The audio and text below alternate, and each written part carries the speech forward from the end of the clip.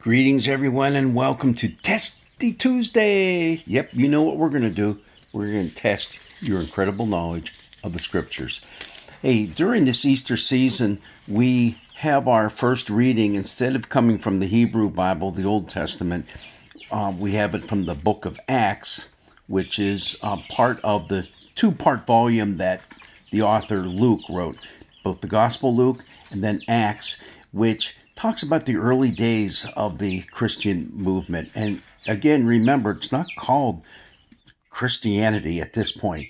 These are simply Jewish people who have accepted the fact that Jesus is Messiah and Lord.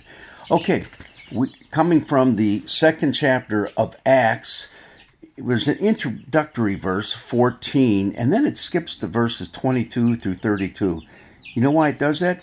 Because we're going to get the rest of 14 through 21 on Pentecost.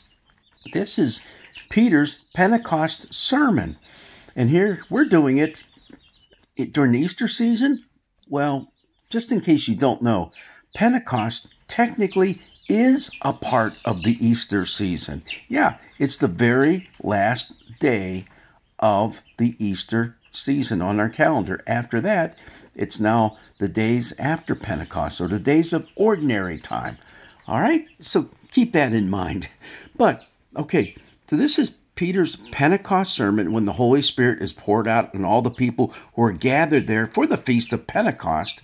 Well, it's the Feast of Tabernacles. It's a harvest festival, one of the big ones that the people would be gathering in Jerusalem for.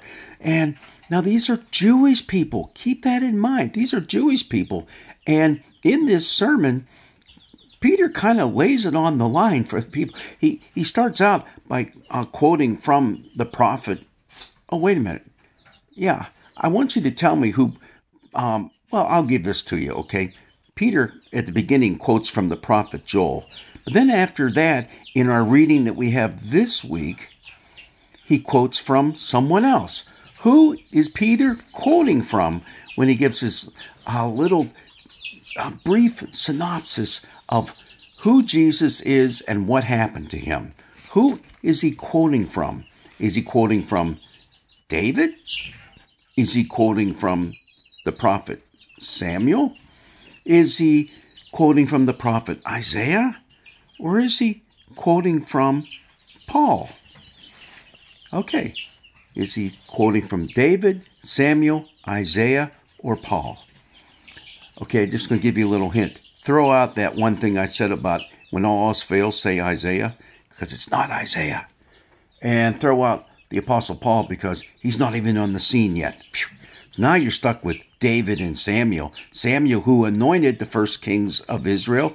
David, who was probably the greatest king and the one through whom we have the line, the lineage moving up to the Messiah. Okay? So who do you think it is? The answer is David. That's who he's quoting from Psalm 16. Quite a lengthy quote at that. But it's important to realize that Peter is directing his sermon to his own people, the Jewish people. And he kind of throws the blame on them, rightly so, for having Jesus crucified. You see that time and time again that he says that. Okay, you that are Israelites, listen to what I have to say. Jesus of Nazareth, a man attested to you by God with deeds of power, wonders, and signs that God did through him among you, as you yourselves know.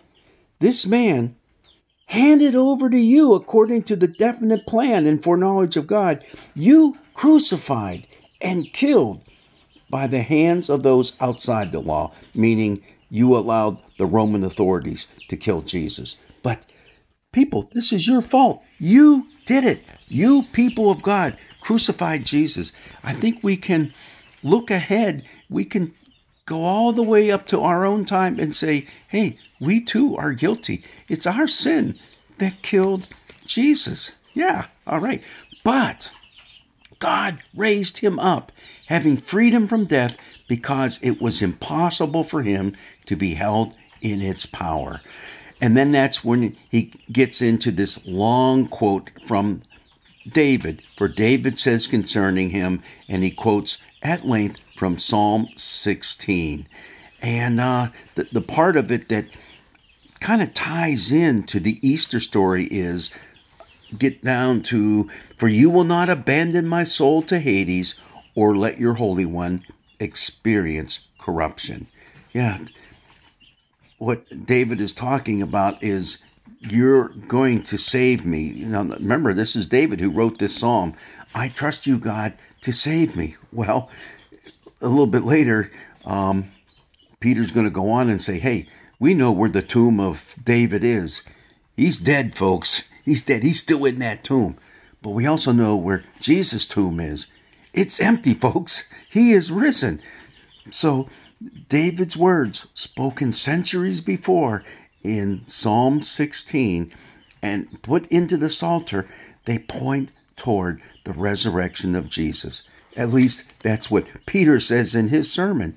But there's a lot of Hebrew scriptures that as people who came to believe in Jesus as Messiah, they look back on and said, you know what? If the sandal fits Jesus, wear it. What was being spoken of is exactly the things that Jesus did, the things that God empowered Jesus to do.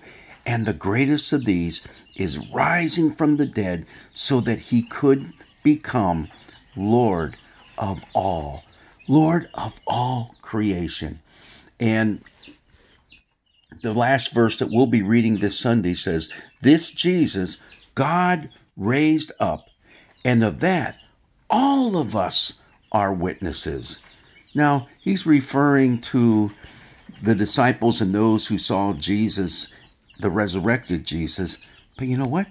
Down through the centuries, you and I, we become that great company of witnesses as we experience God's love for us and share that love freely with the world. Okay, so hopefully you got this right, that he was quoting from Psalm 16. And what's interesting is, if we were to read just a few more verses, and I might be doing that on Sunday, because that would be the very end of Peter's sermon, just a couple more verses. He even quotes 2 more Psalms and says, look, it's talking about Jesus right there, the Messiah, the one who is Lord of all, Lord of you and me. So let's go out and be witnesses of him and his love. Wow, it's another beautiful day outside. Get outside and enjoy it. God's blessings be with you.